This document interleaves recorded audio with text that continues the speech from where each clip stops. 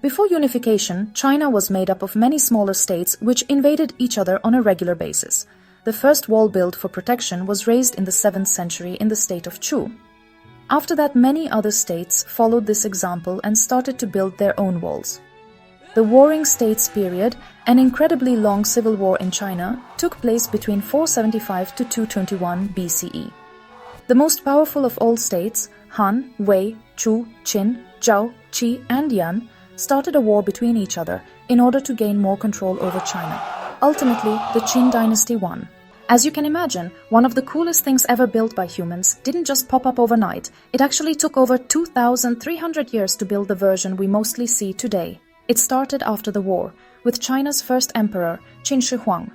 After uniting China in 221 BCE, he wanted to link up all the smaller walls to keep out scary Xiongnu people, Mongols and Turkic tribes, but also to control the trade and people walking through the gates. Qin Shi Huang used over 300,000 people to build it, mostly soldiers and prisoners, as well as peasants and even some scholars who got in trouble. Many worked for years in terrible conditions. As the next came the Han dynasty, reigning in the years 206 BCE to 220 CE. Under the Emperor Wu, the wall went through its first golden age. Between 121 and 100 BCE, Han engineers extended the frontier wall far into the Hexi corridor, building over 5,000 kilometers of earth and sand fortifications all the way to Yunmeng Pass in today's Xinjiang. They used locally woven willow fences filled with sand and gravel, super smart and resourceful. Beacon towers, forts, garrisons, and watchtowers sprang up too, turning the wall into more than just a barrier. It became a battlefield network and protector of the Silk Road trade. Moving forward to the Ming dynasty reigning in the years 1368 to 1644, when the wall got its famous stone and brick look. Sections built back then are those in the best shape today, and also the most visited ones by tourists. The whole construction took about 276 years and stretches 8,850 kilometers. These 3 dynasties made the biggest additions and changes to the wall, but in reality there were many others, which kept up with renovations and maintenance. Did the wall really stop invaders? Sort of. It slowed them down and bought China some time to warn people and prepare for upcoming attacks, but it didn't keep everyone out. The Xiongnu, Mongols, and Manchu all found ways through eventually. Sometimes guards even got bribed or just gave up in the face of danger. Now here's the sad part. No one knows exactly how many people died building the wall. Estimates go as high as 1 million. They died from hunger, exhaustion, freezing cold, avalanches, and more. Most of them were buried nearby, but with no names, no stories, just forgotten. In 2003, archaeologists found a mass grave near the tomb of Qin Shi Huang with 121 workers' skeletons. These weren't soldiers. They were forced laborers, many in their early 20s, buried without any respect. They ate simple millet, worked extremely hard, and were basically treated like tools. Farther north in Mongolia, scientists found graves of Han Dynasty soldiers who were killed by nomadic raiders.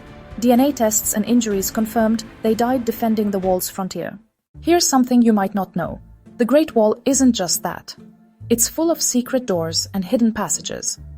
Thanks to modern tech like drones and radar, scientists have found over 220 secret doors in the Ming sections alone.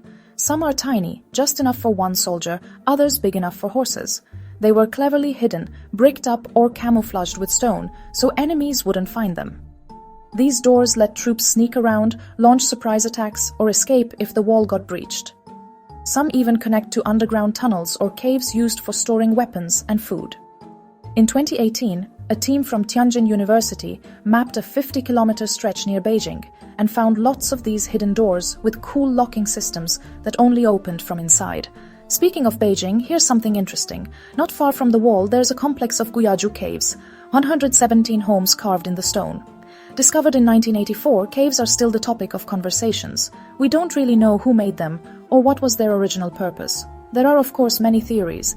They could be garrisons for soldiers or hiding place for the outlaws, but no one is 100% sure. The wall's builders didn't just stack rocks and hope for the best. They used some pretty wild materials, like sticky rice. Yeah, they mixed glutinous rice soup with lime to make a mortar that's super strong and waterproof. Scientists today say this rice mortar is stronger than a lot of modern cement and helped the wall survive floods and earthquakes. Some parts also had crushed egg whites and natural fibers to make the bricks hold together better. And get this, some sections were even treated with arsenic to keep bugs and mold away. It's not surprising at all that parts of the wall are still standing strong after hundreds of years. One can only imagine how hard was getting all those stones and other materials up the steep mountains. Transport by manpower was the most popular way back then. Workers carried everything on their back or in the baskets. Donkeys, goats and mules were used for transport too, especially high in the mountains. On extremely steep and dangerous terrain, human conveyor belts came in handy. Workers were standing in close distance to each other and passing materials from person to person. In the winter, builders created icy paths to slide the stones down the hill or push it forward. They also used very simple small machines, which were of course super helpful. Wheelbarrows and handcarts for flat terrain, ropes for pulling the stones up the hill. Crowbars and rollers were used to move huge stones, and let's not forget the clever flying baskets, also called cableways, which were irreplaceable during transport of materials across more narrow valleys. Genius Chinese engineers knew that food, tools, weapons and people, everything had to be moved across huge distances like a giant super-organized relay race. The wall's design even took advantage of natural cliffs and rivers to make defense easier and save on building. Project of that scale was all about endurance, smarts and non-stop hard work. Now, let's clear some things up. The Great Wall, though enormous, isn't visible from space with the naked eye. Astronauts and space agencies proved that long time ago. It's too narrow, plus it blends perfectly with its surroundings. Let's add the distance from the wall up to space, even to the lowest Earth orbit, and it's clear that without help of advanced tech, the Great Wall won't be visible. Next, the rumor that people were buried inside the world's longest cemetery? Nope, that's just a story. Let's debunk this myth once and for all. Modern studies and archaeological findings prove that the dead were never buried inside the construction. Most were just thrown into mass graves or buried in cemeteries outside, nameless and lost to history. Additionally, scientists agree that burying dead bodies inside the wall would surely compromise its integrity and cause a structural damage.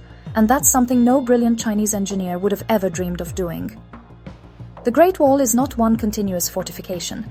It's a patchwork of walls built by different dynasties over centuries, sometimes miles apart. But it doesn't even matter. Just look at this miracle. We cannot even start to imagine what kind of work that was. Today, the wall is first of all a symbol of Chinese pride and unity. But behind that pride is also a dark and brutal story of millions who suffered and died building it. It reminds us that behind every amazing human achievement, there's often a story of sacrifice and survival. That's all for today. Thank you very much for watching the video, and if you learned something from it, don't forget to like and subscribe to the past class. See you soon!